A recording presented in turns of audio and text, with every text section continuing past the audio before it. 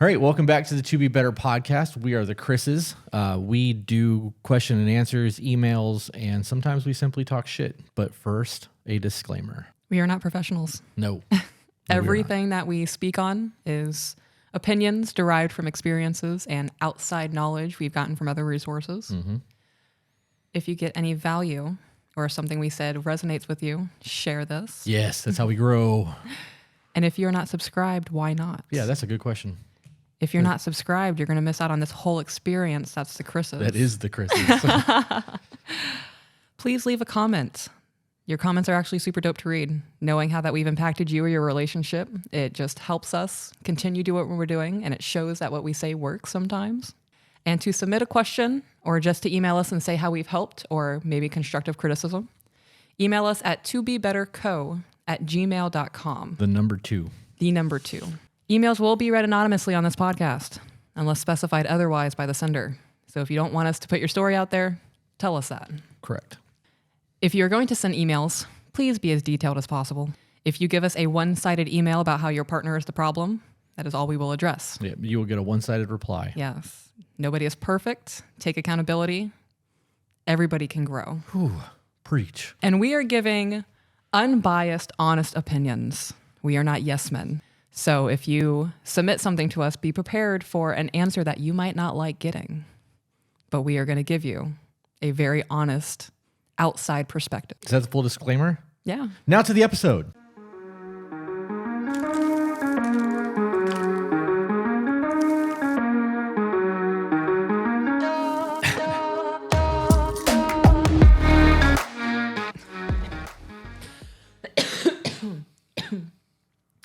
Excuse me. I was about to say, you want to start over?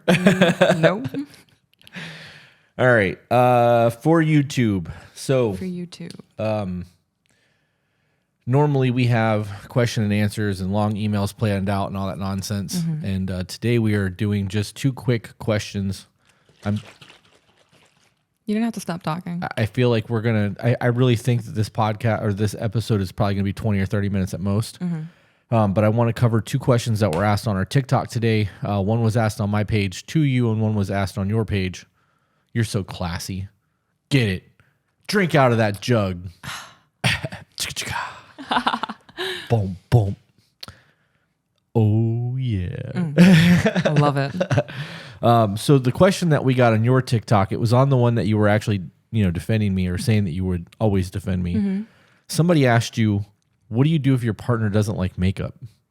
And I thought that was a really weird question because for a guy, if the logic brain that I have is like, if I was wearing makeup and she didn't like it, I would just not wear makeup. Or I'd be like, I don't care what you like. I like it. And I would keep wearing makeup. And it's a super simple answer, but apparently it's not because they felt the need to ask you your opinion on it. Yeah. If makeup is such a big contention in your relationship, there's other problems. Yeah. Yeah. I mean, why else would that question be asked? Like, if he doesn't like makeup, okay, well, I do, so tough. Well, there are people out there who, like men who believe in natural beauty and they don't like the makeup thing. Okay, then don't get with a woman who wears a lot of makeup. I mean, that could be a thing. What if the connection's there? Then you're going to have to accept that she likes makeup. There was a time, I'm totally throwing you under the bus. Oh. There was a time when we were very, very new to all of this. Yeah. That you were about to get a piercing, and I was like, I don't like that. Yeah. And you were like, I don't care. And then you came home and you didn't have the piercing, and I'm like, what happened? I did not say I don't care. You fibber. Trying to make this dramatic. I mean, it's drama's good. It's good for the content. AJ just asked if we read the disclaimer yet. We should probably do that too. I guess But so. not while you're wearing the Christmas hoodie. That's so comfortable. Fix your hood. Why? Very one-sided. There you go. All right. So I guess that's the easy answer on that one. I probably didn't even need to ask you that because you're just like, screw it. Tough. If you don't want to be with a girl who likes to wear makeup, don't get smitten with her when she's wearing makeup and be like, now that we're in a relationship, stop. No. So you should tell her to tell him to just suck it up and deal with it? I mean, not suck it up and deal with it, but if she's into makeup and you knew that getting into a relationship with her, you can't just expect her to stop something like a hobby. People who do their makeup find it as a hobby. Well, yeah, some do. And I know that for a fact some do. I also don't understand the need to put makeup on for an hour. Yeah, I don't to go out. So, and I know that there are people that are like very, very about their makeup routine. But I don't really have an opinion on it. I just felt like I would ask the question on here to see if you had some sort of controversial answer to give. That's my answer. Dope. All right, moving on, because I said it was going to be a short one. All right. The question that came across my TikTok was, did your wife struggle with letting you handle certain responsibilities like finances, for instance? No. Okay. I need more than that. So I was a single mom for a while, and I was paying $2,000 a month in rent, $1,700 a month in daycare, and about $500 a month in groceries. That was the big three things I had to pay for. Right. And then other miscellaneous things like insurance and whatnot. So the stress of being a single mom on top of working an 80-hour week and managing bills, no thank you. Yeah. I'm not built for that. Well, so, okay. When we decided we were going to do this, before we decided the traditional value thing, Right. when you moved in, I was like, I would like to handle the money. And you're like, well, I mean, you're successful and you've not, been kicked out of the house and Right. messing up your finances. So sure. Yeah. You also showed me you were like financially responsible beforehand. That's exactly where I was going with that. Yeah. So you have a situation where you have somebody that can handle their money, is able to make the ends meet every single month, and that things go the way they're supposed to go. That was when you were still working. So you were making money and coming home and basically just handing it to me. Yep. And it was going to the bank, and I was doing the things that needed to be done. And when you decided to do the stay-at-home wife thing, there was no more income, and I just continued to do what we were doing. For people who that video came about because some woman decided she was going to tell me that women don't want that women don't want men to pay for things. They don't want men to handle their finances, that she owns her house outright and she doesn't need a man to do that. And so I responded and I was like, well, it sounds to me like I'm speaking about my relationship and you're speaking for all women. So we're not the same, Right. Because I don't speak for women. I speak for my type of relationship and the style of relationship that we have. Right. That video's up to like 20,000 views since this morning. Impressive. Yeah. People ripped that lady apart. She deleted her comment, deleted all the nasty comments she left on my thing because the amount of people who were like, I don't want to deal with all this. Right. If I had a man that I could trust that would do this for me, why would I want to do that? Comes down to trust. If I showed you that I'm capable of doing these things and you were able to let go of it and I'm able to handle it. Without getting into our life, what are ways that a man can show a woman that they're capable of handling their finances? All the bills are paid on time or early. You make it a point to not spend money until bills are paid. You don't spend like, oh, well, I'm going to make it back on Friday. You wait until you have the money and you go based on that. You also speak out loud when it comes to finances. So you see how things are going to affect us in 6 months. Yeah. So you think if I buy this now, where am I going to be at in 3 months if I spend this money today? And that's a big deal for me. Yeah. So, how do I word this? So do you think that because I am an out loud thinker, that sounds so stupid. Why is that stupid? It sounds stupid because I verbalize my thoughts with you because I want you to know where my head is. And when I say I'm an out loud thinker, it sounds like I'm just walking around talking to myself all day. And I don't do that. I will internalize and dwell on things very, very hard. But because I know you're not going to judge me, and it doesn't matter how stupid my thought process is, you'll jump on that trampoline with me and we'll jump back and forth until one of us gets super high in the air and go, okay, I got it. Right. A really bad analogy, but it works. We have that. So when I come to you and I say something like, the camera lens is the most recent in my head because we went to the camera store and I wanted to buy a $2,800 camera lens. I don't need a $2,800 camera lens. Right. And we had just paid off like $20,000 in credit card debt. And you were like, you could do that. You could absolutely do that. But you got to remember where you were a week ago when you were like, we got all this credit card debt because of this. And that 4 minutes and it was 4 minutes because I went and looked at tripods, went and looked at something else. You went to wait in the car, and then I walked back up to the counter. I had the realization that for that $2,800, I could buy 2 electric bicycles. And I knew that we were going to go shoot, and like I should have went and bought the bikes. Because it's not a matter of not being able to afford the toys. It's a matter of, is it worth spending this money right now?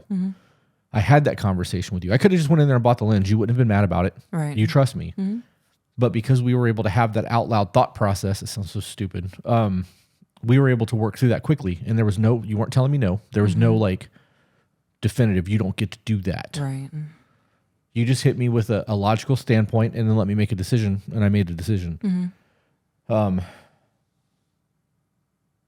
I don't remember why I brought that up. Oh, because I think out loud. Right. So in the event that I have a stupid thought that it could cost us a whole lot of money, I don't just do it. I do verbalize it so that you know that thought process is there, which allows you to vehemently protest against it if you disagree. We know that because you've given me final decision in everything we do in our life, that the final decision will rest on my shoulders. And if I mess up, I mess up. Right. That's my fault. Yeah, you don't take it lightly. I don't, because in the event that I set us back 6 months or a year in finances, or I cost us a business, or a vehicle payment doesn't get made, or anything financially gets messed up, I can't look to anyone but me. Right. There's no one to blame. The buck stops here. So in that aspect, there's definitely an air of pride there, like heavily, because I do pride myself on being a good provider. There's also a bit of ego there because I know that I've done so well that you've trusted me to do everything at this point, and it's not like there's just a lot of ego there on my part, and like I'm a big no ego person. Like I think that ego kills talent and it destroys things, but a little bit of confidence goes a long way. So maybe I should just call it confidence instead of ego. But I think that in that scenario, because I'm willing to just verbalize so much to you, you're probably more at ease. So do you think that would help for people? I guess is what I'm getting at. I just talked a whole lot for no reason. I do think it would help. Like you said, it shows you where the mindset is. It also helps me follow your thought process on things. You want to elaborate on that? So if you're going back and forth on, I could spend the money and this would happen. If I don't spend the money, then this would happen, because the money's going to get spent Either way. So hearing all of your options and the way you feel about one, way you feel about the other, I can put in my 2 cents and it could change your thought process on things. Right. I just think it's important. And it does. I mean, there have been times where you flat out have made me not do what I was about to do. And it's not that you've made me do it, and it's not that you've told me no, because you don't do that. Right. But the point was good. So I guess in that aspect, it's because I take your opinion into account, not lightly for that matter. Right. Do you think that makes you more apt to submit? So for people who are getting into a relationship like we have, aside from the finances, because you've never been submissive on this level ever. No. You've never been this in your feminine. Your words, not mine. What are other things that women can do to get to that point with their partner? Because I believe that it all comes down to trust. Right. And that's always my answer. But I'm not a woman, and people are like, well, you're not a fucking woman, so shut up. Well, drop the F-bomb. You're not a freaking woman. Are we still on the topic of finances? It can be on anything, because there's the financial aspect, and you giving up. That video came about, by the way, because of the book The Surrendered Wife. I felt a need to discuss that aspect of it because of what I heard in that book, and it's something that I've always done, but I was just trying to give out information. Right. But other questions have been asked, and when you look at the life that we have, there is a lot of submissiveness, and there's a lot of you lead, I follow. And there are a lot of people out there that really disagree with the lifestyle that we live in terms of traditional values and the way that we run our marriage and things like that. And though I could care less what other people think, because we're happy, you can think whatever you want. It's not going to change my life. I'm living it up. Like, things are super dope for me. Right. It sounds to me like you're a little bitter over there, like a little negative Nancy, and you just want to have what we have and you don't have it, so you're trying to shit on somebody. Right. But I do know that there are people out there who just vehemently disagree with what we have. So for the people who do want what we have but are afraid to let go because they are that independent woman, or because they hate men and they've been trained to do so their entire lives, because you were that person at one point, like, you made a decision to let all that go. Right. But and I'm not trying to give people our situation, but in a situation where you had met a different man, what were the things that you were looking for to allow yourself to relax and be who you are now? Because you haven't been that person. Right. So financially responsible. You stay true to your word. Try to. You know, if this is something I was lax on prior because apologies are a thing. And I'm all, well, if they apologize, they recognize the behavior. That's not true. Right. I agree with that. So if you tell me you're going to do something, I expect you to do it. And if you don't, I'm going to be disappointed. And if that's a repetitive pattern, that's a problem. Right. You show me that you're driven. There's days where you don't want to do anything, but you still get up and do it because you know that your life depends on it. Right. Everything that we have depends on the decisions you make. You've shown me that you don't take my opinion lightly, like you said. Even when we were in the dating phase, you would voice some things to me and I would give you my opinion. And because you recognize that sometimes I have some pretty solid points, you don't take it like I'm just a woman. That's a damn good way to put it. And that's going to trigger people. Yeah. But that's not, there's no, I was going to say there's no misogyny here and that I don't hate women in the way that word means I hate women or I'm prejudiced against them. Right. But, I guess that would kind of be a lie because I hate men and women. So I guess in a way that's a thing. I just don't like humanity. I don't either. I really don't. I think we're too far gone. I truly do. Because you're a woman. Oh man, it's going to open a can of worms. Have you had a man in the past be like, where they've made you feel that you don't matter because you're a woman? Like, is that a thing that you've actually experienced?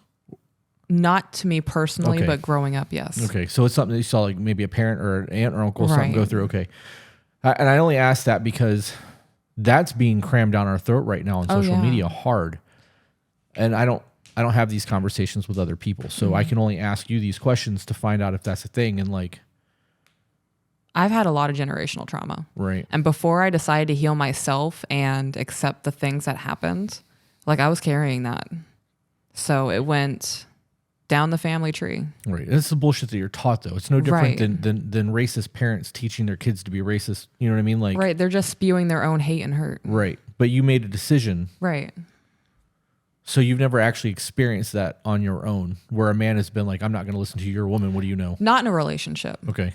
I thought when you were asking me, you meant relationship-wise. I was specifically meaning it from a partner, not from a boss or a coworker or some piece of shit you don't know. So I have experienced it in the workplace. Yeah. I've experienced it in school when I was in high school. But relationship-wise with a partner, no. Because I wouldn't have a partner who put me down like that. I mean, I let them put me down in other ways, but right. I never had somebody insult me because I'm a woman in a relationship. I didn't expect this conversation to go this way. No? No, I didn't. I really thought that we were just going to have a quick conversation about ways that you can help women find their comfort levels of letting somebody handle their finances for them. But I think that there's a deeper conversation that needs to be had in terms of like, that's a form of submission. Letting somebody handle your finances. You're submitting your finances 100%. To them. And you're allowing them to dictate how the money is being spent. And you're essentially allowing them to take care of you, trusting that they're going to take good care of you. But it's not blindly given the trust. Right. It was earned. Yeah, you've shown me over a year what you are capable as a man, capable of as a man. Before we were married, you were giving me in-depth things as if we already were. Like you showed me that this is what you wanted with me. It wasn't I gave over everything hoping you'd be able to take care of it. It was built over a period of time of you showing me and me recognizing, and we chose it. Sorry guys, it's been a very long day. I didn't mean to yawn in the microphone. I don't know if that cut is going to be there with me doing that. So if I'm not seen in that moment, I'm just going to cut it off. I had another question. I didn't want to interrupt your thought process. Oh, the thought process that I had was that in The Surrendered Wife, for those of you who have Audible, that book is an hour long. It's super quick to read through, and there's so much value in that book. She talks about how men are more likely to spend on their woman than their woman is likely to spend on themselves. So in the event that you wanted a new pair of shoes and I had control of the finances, you could just be like, I really want a new pair of shoes. And if the money's there, you're going to get a new pair of shoes. You don't have to worry about, savings or anything like that. Right. She then went on to say that when a man handles the finances, he has a direct correlation with the money that is coming in and going out versus a woman that deals with the money that just he gives the check over and doesn't handle the comings and goings. Because he doesn't have the direct correlation with the income, he's less likely to ask for a raise. What is that? Because you're totally enamored over there. Somebody else asking to help with our YouTube channel. No way. Mm-hmm. No way. Yep. They said if I may be of help, I would love to help. I don't want money or recognition. I just want to be able to repay you in a way I know I could help. Because we've helped his marriage. No way. Mm-hmm. No way. How? Y'all's content and some of the things y'all do for each other literally stopped my wife and I from divorcing.